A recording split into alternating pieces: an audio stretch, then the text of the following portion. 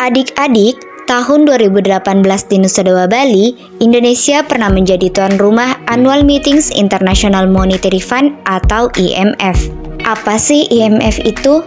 International Monetary Fund atau IMF adalah sebuah organisasi internasional yang bertugas untuk mengatur sistem ekonomi internasional.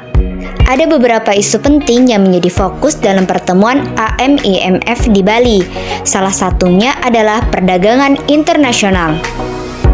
Dalam materi ekonomi kelas 11, ada dua teori perdagangan internasional, yaitu teori keunggulan mutlak dan teori keunggulan komparatif. Teori keunggulan mutlak, kata Adam Smith, seorang filsuf asal Skotlandia, sebuah negara bisa dikatakan memiliki keunggulan mutlak apabila negara tersebut mampu menghasilkan barang atau jasa lebih banyak dari negara lain. Yuk simak contoh dari kakak berikut ini. Indonesia memproduksi beras sebanyak 80 ton per hari dan memproduksi motor sebanyak 80 unit per hari. Negara Jepang memproduksi beras sebanyak 40 ton per hari dan memproduksi motor sebanyak 160 unit per hari. Jika kedua negara melakukan perdagangan internasional atau kegiatan ekspor dan impor, maka kedua negara tersebut akan sama-sama mendapatkan keuntungan. Teori keunggulan komparatif. David Ricardo, seorang pakar ekonomi politik asal Inggris, mengatakan bahwa keunggulan kooperatif terjadi ketika sebuah negara unggul dalam dua macam produk yang dihasilkannya, dan dengan biaya tenaga kerja yang lebih murah dibandingkan dengan biaya tenaga kerja negara lain. Meski salah satu negara memiliki semua keunggulan, perdagangan internasional tetap bisa dilakukan kok. Perdagangan antar kedua negara tetap dapat saling menguntungkan selama terdapat perbedaan biaya peluang dalam memproduksi barang dan jasa. Contoh, negara Indonesia memproduksi beras sebanyak 120 ton per hari dan memproduksi jagung sebanyak 160 ton per hari. Negara Jepang memproduksi beras sebanyak 80 ton per hari dan memproduksi jagung sebanyak 80 ton per hari.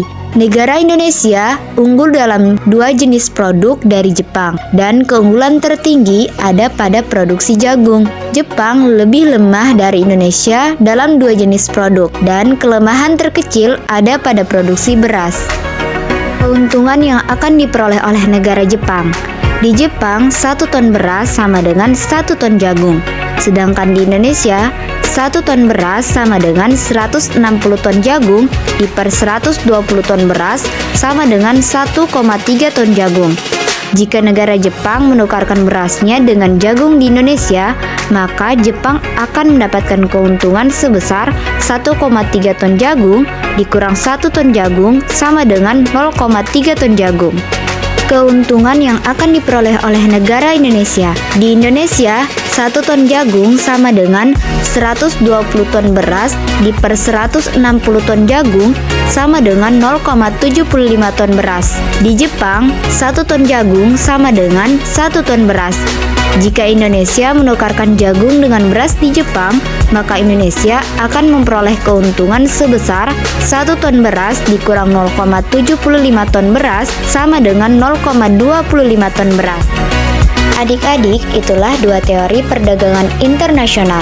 Terima kasih, thanks and syukron. Wassalamualaikum warahmatullahi wabarakatuh.